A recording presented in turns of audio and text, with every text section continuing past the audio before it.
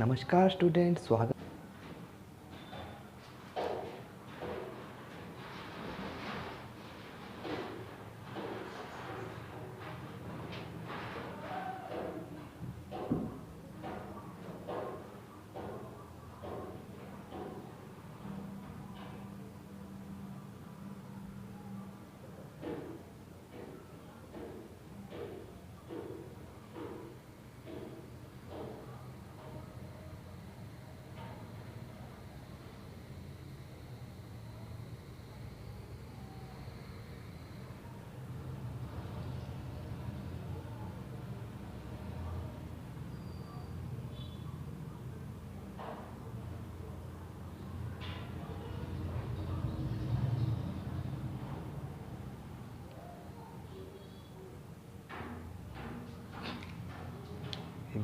Data क्यों यार।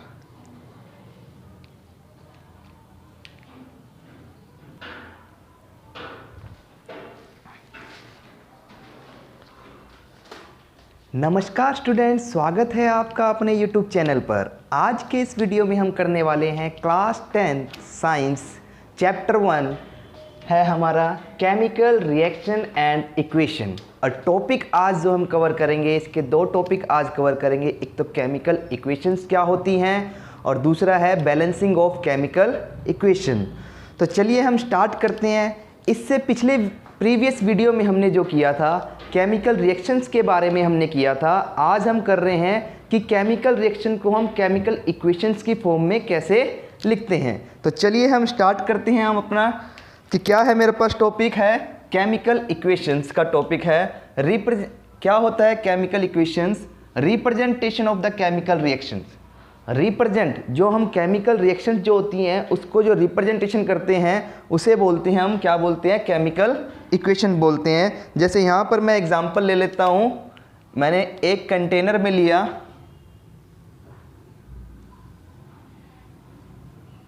एक कंटेनर में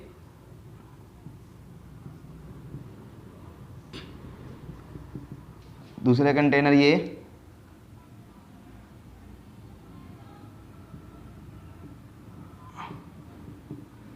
यहाँ मैंने इसमें लिया कार्बन मोनोऑक्साइड और हाइड्रोजन।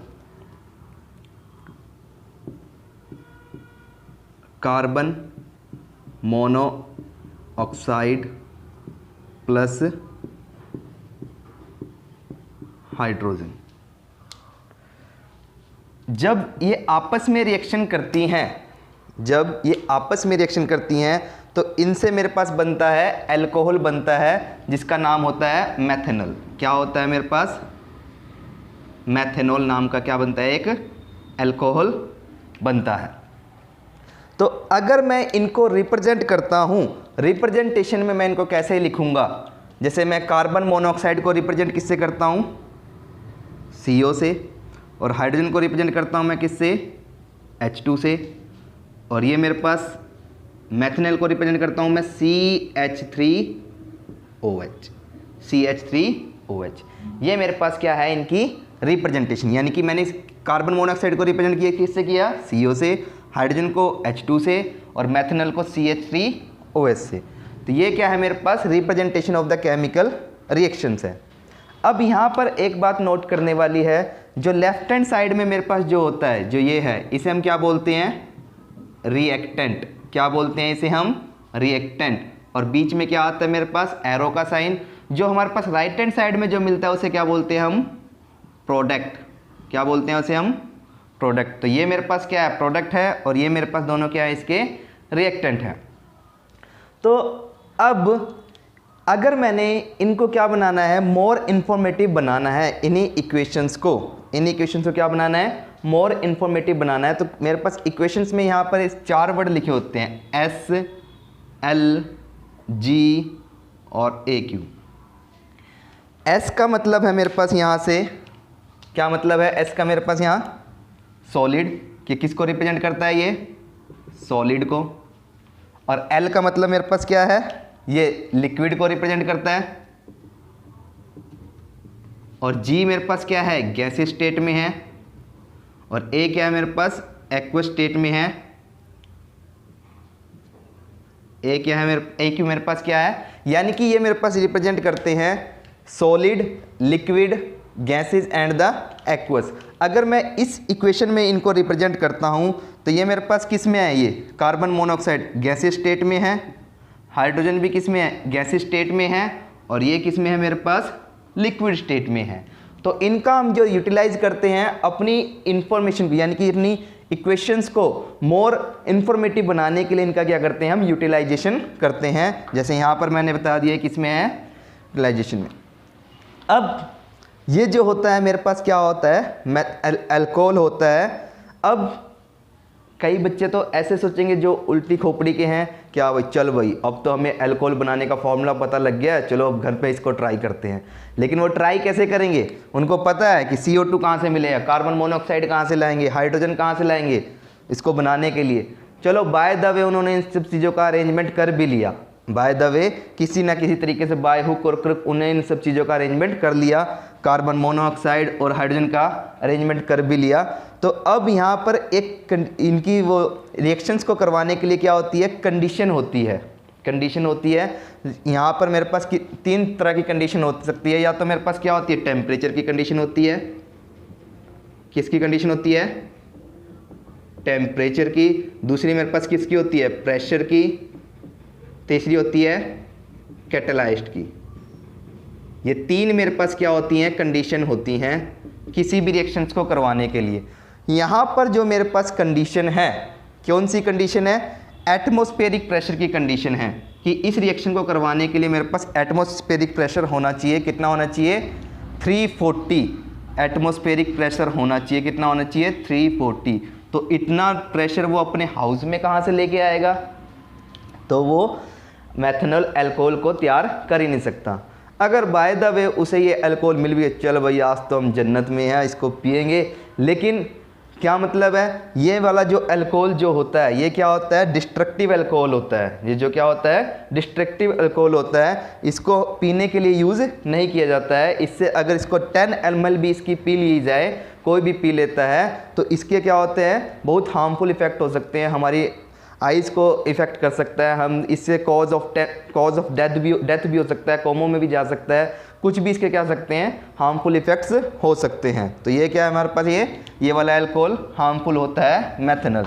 जो यूज़ किया जाता है वो कौन सा होता है, एथेनॉल होता है, जो हमारे बियर्स वगैरह में जो या वाइन वगैरह में यूज़ किया जाता है।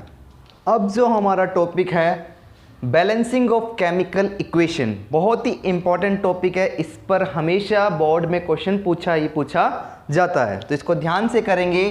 तो देखते हैं क्या बोलता है हमारे पास law of conservation of mass. क्या बोलता है हमारे पास, कि जो आपने 9th क्लास में किया था कि मास can neither be created nor destroy, कि किसी भी मास का, किसी भी एटम का मास ना तो क्रिएट किया जा सकता है, ना ही उसे क्या किया जा सकता है, डिस्ट्रॉय किया जा सकता है। सो हम कह सकते हैं कि atom can not be created और नॉर डिस्ट्रॉय। एटम भी हमारे पास क्या हो सकता है, ना उसको हम क्या कर सकते हैं, क्रिएट कर सकते हैं, ना हम उसको क्या कर सकते हैं, डिस्ट्रॉय कर सकते हैं। यहाँ हम इसका एग्जाम्पल देखते हैं बैलेंसिंग ऑफ केमिकल इक्वेशन का। जैसे मैं एक सिंपल एग्जाम्पल लेता हूँ H2O का। जैसे H2O कैसे बनता है, H2 + O2 एरो क्या बना मेरे पास, H2O। हाइड्रोजन और ऑक्सीजन से मिलकर बना मेरे पास क्या, H2O। अब यहाँ पर देखो क्या, जो मेरे पास लेफ्ट हैंड साइड रिएक्टेंट में यहाँ पर हाइड्रोजन कितने हैं मेरे पास, 2। राइट हैंड साइड प्रोडक्ट में भी मेरे पास कितने हैं, 2। ऑक्सीजन यहाँ पर मेरे पास कितनी है, 2। ऑक्सीजन यहाँ पर कितनी है, 1। अब ये एक ऑक्सीजन कहाँ गई, क्या आपने इसको घुमा दिया, नहीं, इसको हमें क्या करना पड़ेगा, बैलेंस करना पड़ेगा, इसको हमने इक्वल करना पड़ेगा। तो चलिए देखते हैं इसको बैलेंस कैसे करते हैं। हम इसका टेबल बना लेते हैं, जो जो मेरे पास इसमें एटम्स हैं।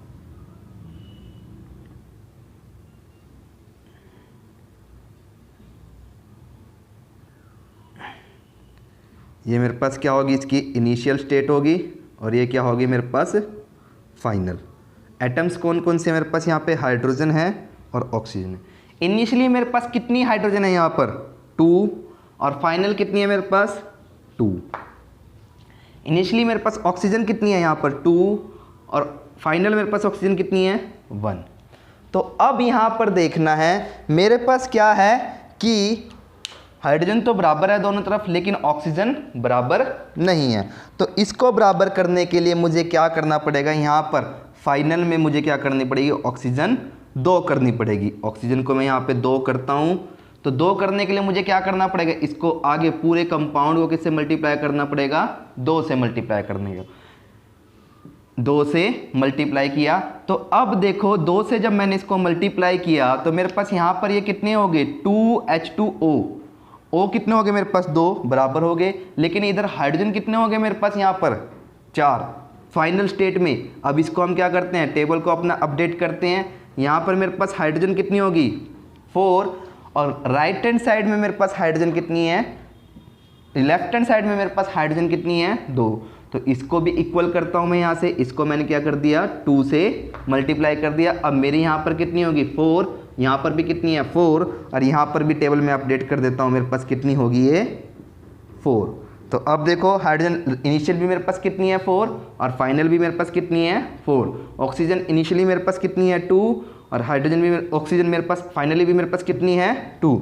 तो ये क्या है मेरे पास, ये बैलेंस इक्वेशन है।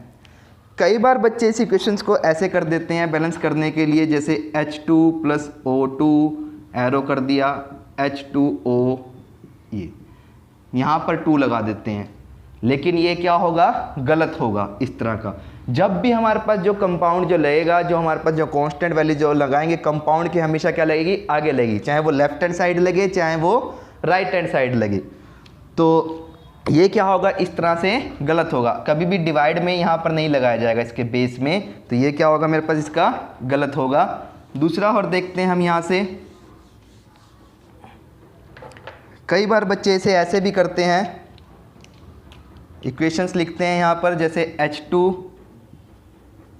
+ O2 एरो 2, ये H2O, ये मेरे पास क्या है, इक्वेशन है। अब मेरे पास यहाँ पे हाइड्रोजन हाइड्रोजन तो दोनों बराबर है। यहाँ पर मेरे पास क्या है, ऑक्सीजन मेरे पास कितनी है, 2 है, और यहाँ पर कितनी है, 1 है। तो बच्चे यहाँ पर क्या कर देते हैं, इसको हाफ से मल्टीप्लाई कर देते हैं। तो ये क्या हो गया, क्या ये सही है, सही है, ये मेरे पास भी क्या है, ये इक्वेशन सही है। लेकिन यहाँ पर आपने इसको फ्रैक्शन में नहीं छोड़ना है, तो दोनों तरफ पूरी इक्वेशन को किससे मल्टीप्लाई कर देंगे, 2 से जब मल्टीप्लाई कर देंगे तो इक्वेशन बन जाएगी यहाँ से 2H2 + O2 एरो 2H2O। तो ये आपकी यही इक्वेशन बन जाएगी। तो चलिए अब इसमें और एग्जांपल देखते हैं बैलेंसिंग ऑफ केमिकल इक्वेशंस के।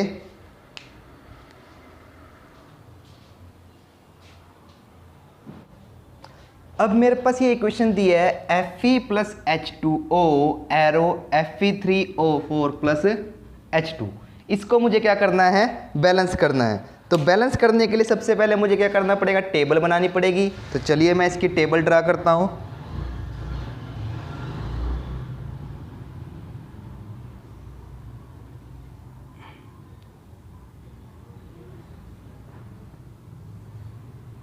ये इनिशियल, ये फाइनल, मेरे पास कौन कौन से यहाँ पे एलिमेंट है, FeHO।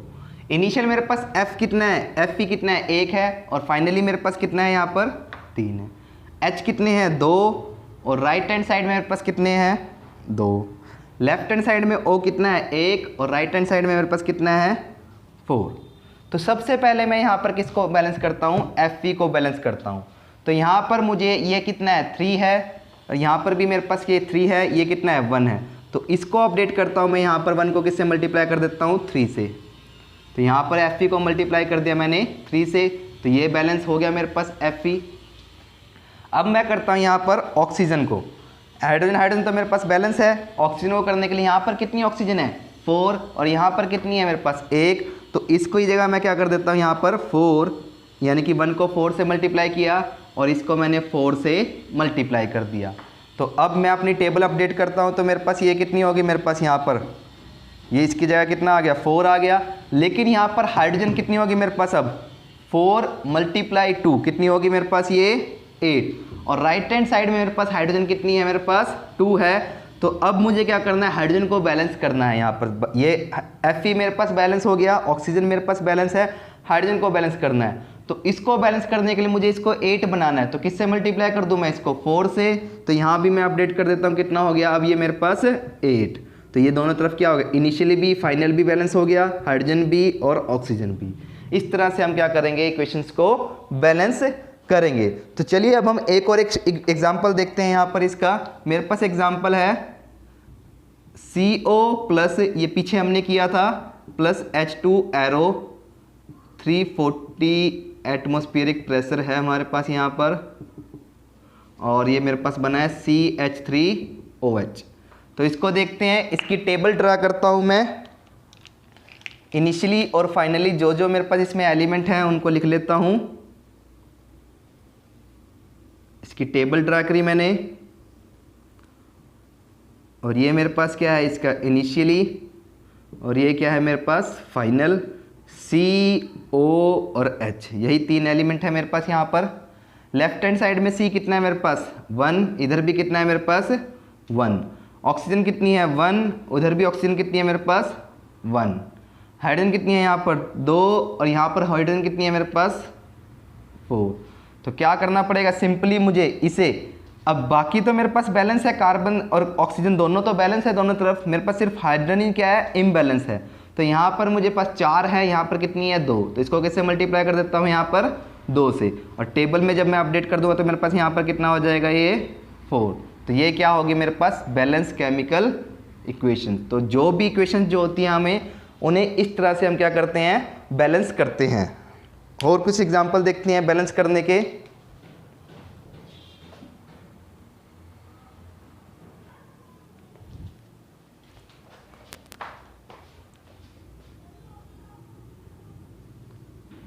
इनिशियली यहाँ पे मेरे पास क्या है, हाइड्रोजन और क्लोरीन है। इनिशियली मेरे पास कितनी हाइड्रोजन है 2, और फाइनल मेरे पास कितनी है 1। इनिशियली क्लोरीन कितनी है मेरे पास 2 लेफ्ट हैंड साइड में, और राइट हैंड साइड में कितनी है 1। तो मुझे यहाँ पर क्या करना है, हाइड्रोजन और क्लोरीन को दोनों को बराबर करना है। तो बराबर करने के लिए मैं क्या करता हूँ, यहाँ पर अगर मैं इसको 2 से मल्टीप्लाई कर देता हूँ तो यहाँ पर मेरे पास हाइड्रोजन कितनी होगी 2, और यहाँ पर भी मेरे पास ये कितनी होगी ये 2। अपडेट किया मैंने टेबल। अब जब मेरे पास यहाँ पर कितनी है, हाइड्रोजन 2 है, जब मैंने इसको मल्टीप्लाई किया पूरे कंपाउंड को, तो मेरे पास क्लोरीन भी कितनी होगी यहाँ पर 2 होगी, और यहाँ पर भी मेरे पास क्लोरीन कितनी होगी, इस टेबल को अपडेट कर देता हूँ। तो ये होगी मेरे पास इसकी बैलेंस केमिकल इक्वेशन। तो इन तरीके से हम क्या करते हैं, अपनी इक्वेशंस को बैलेंस करते हैं। आप इसकी प्रैक्टिस करना बैलेंस इक्वेशंस को। नेक्स्ट हम आज की इस वीडियो में हम इतना ही करेंगे। नेक्स्ट वीडियो में हम देखेंगे टाइप्स ऑफ केमिकल रिएक्शंस क्या होती हैं। ओके, धन्यवाद। अगर आपको ये वीडियो हमारी अच्छी लगे तो अपने इसे फ्रेंड्स के साथ शेयर करो।